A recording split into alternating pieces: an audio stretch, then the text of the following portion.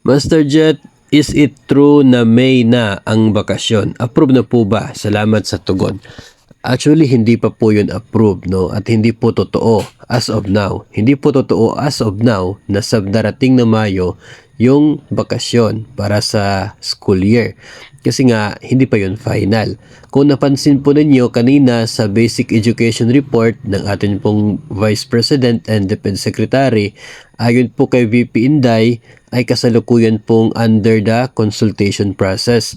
Yun pong pagbabago sa calendar, yung period ng atin pong calendar year dito po sa DepEd. So para sa ating mga activities, nakapag-conduct na sila ng consultation with different groups, no, teachers groups, mga student leaders, tapos meron pang other na consultations particular doon sa mga regional and division offices and sa schools. No, so yun pa po yung status sa ngayon. So ibig sabihin yan ay hindi pa po approved, hindi pa final yon. So hindi pa natin pwedeng sabihin na sa May na talaga.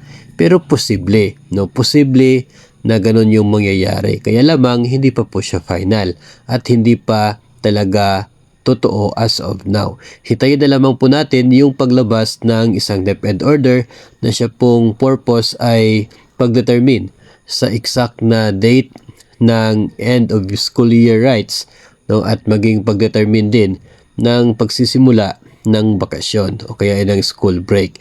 Kapag nangyari po yun, then that's the time na we can say na talagang mag-start na yung bakasyon sa buwan na yon. Pero so far as of now, hanggat wala pa po yung DepEd order, ay hindi pa po talaga siya final. So hindi pa totoo as of now na sa May na yung bakasyon.